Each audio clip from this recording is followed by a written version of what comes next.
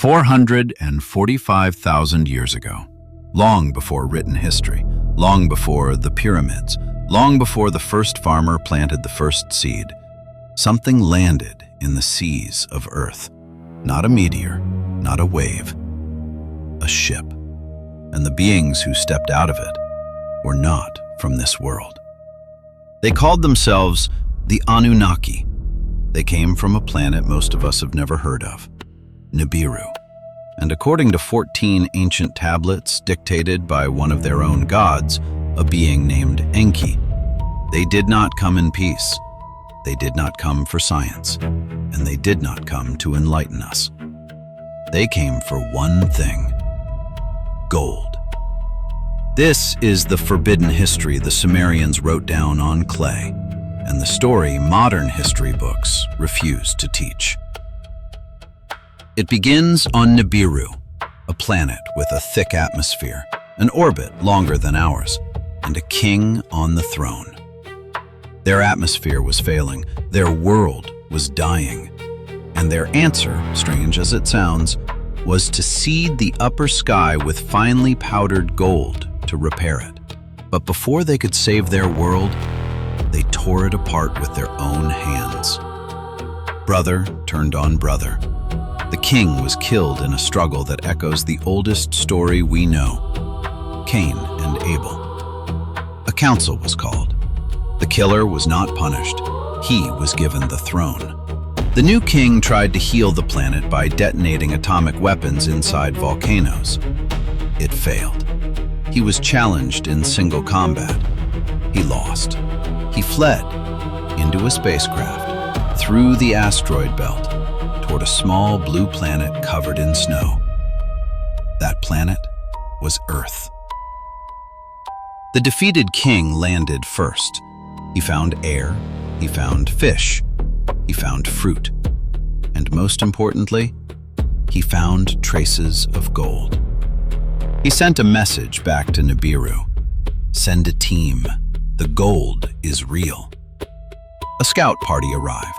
They paused on Mars to refuel. Yes, Mars, because their craft, according to the tablets, ran on water. They touched down on Earth. For 6 days they worked. On the 7th, the commander declared a day of rest. The names of the day, the month, the year were given. Ring any bells? They built a city. They called it Eridu, home in the Faraway. And then they began to mine. But the gold deposits at the surface ran thin. The deeper veins lay underground. So Nibiru sent its high command, the king himself, his sons, and a generation of Anunnaki engineers. With them came rivalry. With them came obsession. And with them came one of the strangest, most disturbing scenes in the entire Enki record. In a duel for the throne, two royal brothers fought. The defeated king, exiled, broken, humiliated, struck back in a final, savage act, inflicting a brutal and unspeakable wound on the new king before being subdued. The injured king was healed. The aggressor was bound, sentenced, and exiled to Mars, expected to die there.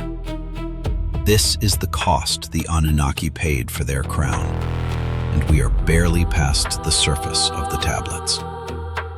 Then came the workers.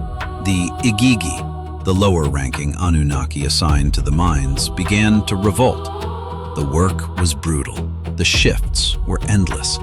So the gods decided on something the tablets call a Lulu, a primitive worker, a creature shaped from Earth but lifted by the stars, a slave, a helper, a hybrid.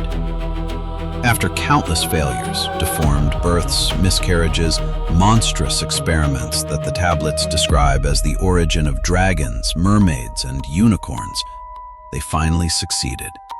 They took the DNA of an upright Earth creature and combined it with their own. The first child was born to an Anunnaki mother. They named him Adam. Then came 7 more. Then 7 females. then a garden, Eden, where the new beings were placed, and then a forbidden act. Anunnaki scientists behind their commander's back gave the hybrids the ability to reproduce on their own. The gods were furious. The hybrids were expelled. The story you grew up with begins here. Genesis 1:26. Let us make man in our image, after our likeness. The Sumerians wrote it first. The Anunnaki lived it. Time passed. Generations passed. 80,000 years, 300,000 years. The Anunnaki and their human creations began to intermarry against every rule the council had set down.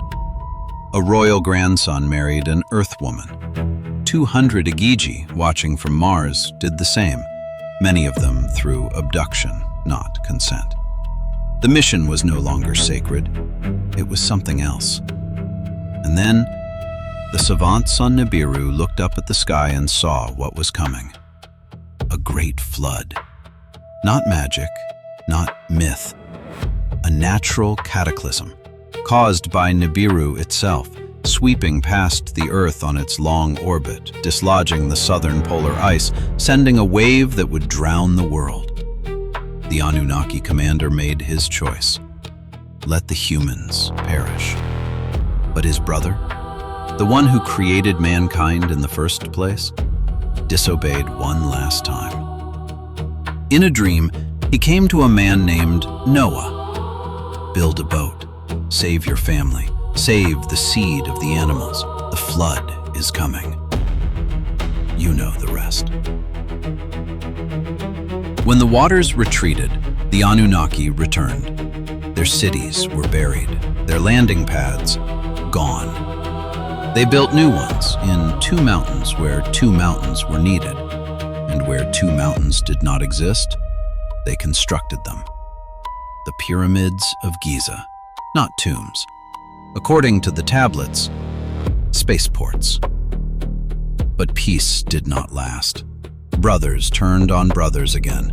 A son was murdered and thrown into the sea. A widow conceived a son with the seed of her dead husband and raised him for revenge. A bride descended into the underworld to retrieve a body. A god named Ra rewrote the face of the lion at Giza in his own image and erased his rival's name from history.